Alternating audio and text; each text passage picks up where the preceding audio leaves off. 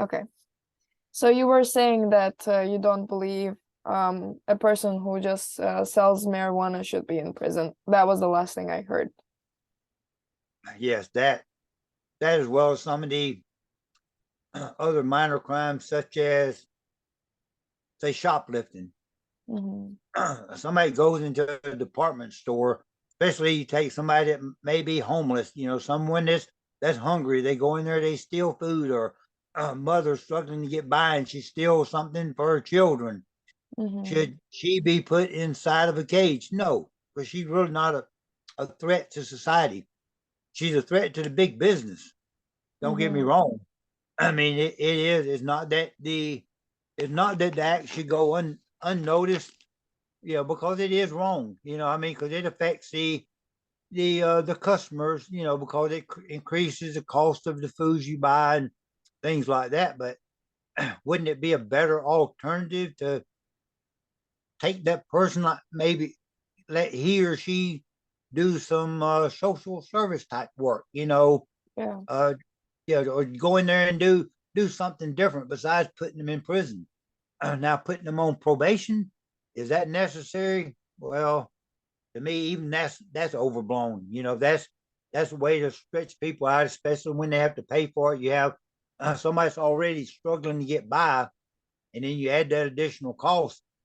But now, recommended they go to therapy, or some type of program like that as alternative. Yes, that's a better way to help them to learn, even if it's to help them to learn different job skills, or something that they may need to be able to benefit themselves and thus benefit society.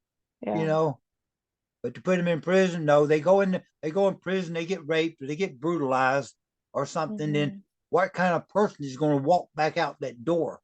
Is that going to be a person that's going to benefit society? Most of the time, no. They come out, they're so beaten down that they're subject to revert right back to the old behaviors. And Yeah. yeah, I think there's different alternatives besides just putting people in prison so that the politicians get rich. Yeah. That's true. Is there anything else that I didn't ask you but you would like to share or add? Not really, because I mean, even though it really wasn't asked per se, I mean, I did express my view about trying to show people that there is hope. Even the Yeah. people who have made bad decisions in their life. And for me personally, people meet me a lot, and then when I tell them my story, they say I would have never guessed that. Yeah. You know, because most people who walk out the door after doing a long prison sentence like that, they they walk out the door, they're angry, Mm. real angry and bitter. If I hadn't have started working on myself 23 years before I walked out those doors, uh, I wouldn't have never made it. Because when I went in, it took me 11 months to get a job. That's another way that affects people who have been to prison. It might make it more difficult for them to find employment to be able to, be able to work and reintegrate into society. Yeah. Even though in recent years in America, a lot of things has changed in that regard. But this is one thing that I was never prepared for, Hmm. and that is to experience age discrimination when trying to get a job, even though it is illegal. You know, Hmm. the uh, that's what I run into. Hmm. And this is how I know. I mean, I have a real impressive resume. Where while I was in, I worked in the quality management system. I'm a technical writer. I've written job procedures, quality manuals, inspection instructions, manufacturing instructions. Hmm. I was a internal auditor, excuse me, a process auditor. I have a great, great job skill sets. Hmm. I took there's a program called Work Keys. First time I took it, and work keys is a test to see if you can apply knowledge in the actual workplace. Mhm. And because you can get book knowledge, but sometimes do you really have the problem solving skills, or do you have the necessary makeup that you need to be able to apply what you learn into the work setting? That's what work key does. First time I took it, I got the gold. I missed platinum certification by one wrong answer, and I knew the answer. I just answered too quick. And Yeah. so the lady at the Department of VR in South Carolina, vocational rehabilitation, Mhm. she told me, she said, I strongly urge you to go back and get the platinum. She said, because only 6% of people get platinum. So I Wow. went back, I took the test again, and I got the platinum certification. I had certifications being an auditor, being of doing a lot of different things, a quality inspector. None of that helped me get a job. I would Wow. get calls from these recruiters, and then they start off, well, yeah, we'll find you something. You could, I mean, I've been a mechanic, I've done a lot of stuff, Mhm. and but then they say, first we got questions, a couple of little questions, and they asked me things like, when did you get your GED or high school diploma? And when I told them 1976, they literally hung up the phone. Oh my God. Yeah, that told them that I had some age on me. And then sometimes they say, well, what year was you born? I tell them 1957. Click, they hang up on me. So it was my Wow. age. It was not my criminal history. There's only Mhm. one job in particular that I know where that interfered with me, and that was for Marriott International Hotels. Mhm. And I was the recruiter. She loved me to death. She was impressed by the things I'd accomplished and all. And then when they was doing the background check on me, the person called and she said, I called that for the reference, and that was a prison. I said, well, that's where I was. And but that ended that opportunity. But most of them, it was my age. And like I said, Mm. in the United States, it's illegal, but that's how they get around it. And if that would have happened years ago, before I had a different mindset. And by the way, I was also very fortunate to have people still left that loved and cared for me, that Mhm. was able to give me a place to stay, which where I still stay. Uh, Mhm. to be able to have that network to help me to reintegrate. And then going back to Mhm. one of the other questions is knowing that if I did something that led me back to prison, it wouldn't just be affecting me, you Mhm. know. And to have learned something about empathy and knowing that I'll be hurting my loved ones, people who had stuck with me. Mhm. But it was to to have the ability to still feel Yeah. and to be able to be me. Mhm. But it it has been a journey. Yeah. And like I do a lot of stuff. I've accomplished a whole lot of things even before I walked out the doors. I'd accomplished a lot of things from the inside that the majority of the people on the outside has not been able to accomplish. Mhm. You know, so I know from my experience, it don't matter what a person's going through, what kind of excuses we can come up not to be able to do things to improve the quality of our lives. I know we have a choice. Yeah. And for me, being able to accept that and to be able to accept that, no, the world's not working according to Wayne, but it is working according to God's will for my life. Mhm.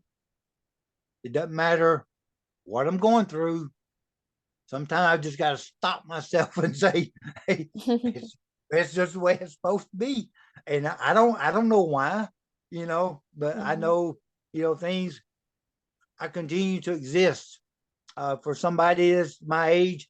Excuse me, still in good health. I get around well. I meet a lot of people. Since my release, I met a lot of really important, successful people. I've been on television, on national television station, and Oh, and wow. stuff. I'm invited to be there again next month. That's amazing. It's just an old cliche is don't leave before the miracle happens. Yeah.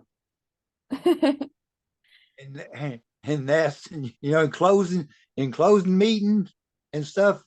You hear that a lot in the rooms, of Alcoholics Anonymous. People coming in struggling with, being able to stop drinking, or drug addicts to not do another drink or drug. And sometimes that's what they're told: don't leave before the miracle happens.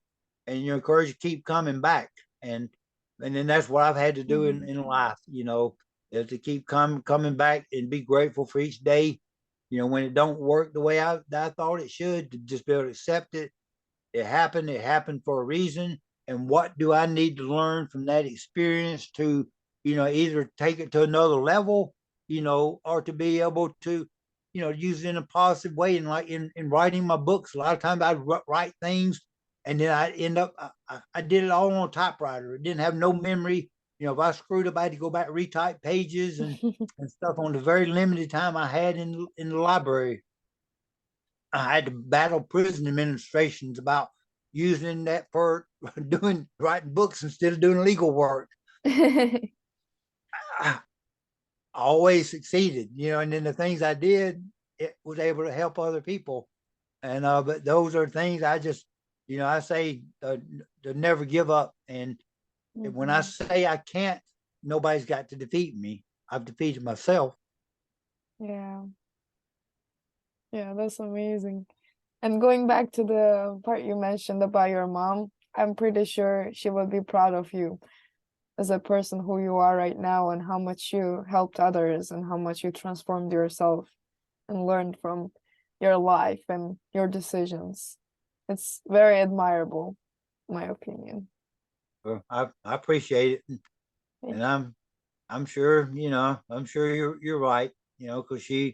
Hmm. she was able to see the change, unlike my dad. My dad, I was in prison, and that's where he got to see me when he passed on. That's where he got to see me, and I was in a totally different mindset. Then I was at Georgia State Prison in Reedsville. The Fed said it's the most dangerous prison in the United States. And while I was there, I was charged with a murder and stuff. I was not guilty, and but I ended up got out. We beat the charge. It got dismissed the day before the trial. And Mm. but the last time I saw him, he had tried to talk to me about about Christ and the Bible and stuff like that. And I told him, I said, I don't want to hear that bullshit. When I know all about it. When I want to do that, then I will. And then, but he ended up left to go to the car, because he, little later, he didn't like get up right then. And but he said, I'll let you spend some time with your mom, because at the time they're already divorced, and they just come there to see me. And then he died a few days later. Yeah. So at least with my mom, she did, she ended up, the last couple of years she had, didn't have Alzheimer's, but she had, uh, uh, dementia. Oh. But, so she just kind of lost contact with reality per se. And, but before she got that stage, she was able to see me be a different man. And, they knew when they would come see me that I was different. I wasn't doing the same things I did before. So, right now I'm in the process of trying to get a house and stuff, because but I still feel very blessed to have my sister and brother-in-law. That's who I live with, who Hmm. give me a place to roost. And I have loved ones who told me, anything you need, let us know. And I know they mean it, and I've just been fortunate to be able to continue to work and to be able to provide myself with the things that that I need to be able to survive. And so it's just a matter of me trying to keep the attitude of gratitude and Hmm. to be able to accept that Yeah. it's happening the way it's supposed to be. Yes. Just ain't happening the way I want it. Yeah. But Exactly. I do, I do appreciate you. And when I post this on YouTube, if there's Hmm. other things that you want to post on there, if there are other people who you end up selecting or something, and I'll give you that platform. Or if you want to write something for the straight from the pen or one of my websites, and I'll offer you that opportunity. Thank you so much. Maybe when I write my paper after all of these interviews, you would like to post some part of it, and you can, yeah, feel free to. Whenever you read my paper, you can decide on that if you want to. Yeah, well, Yeah.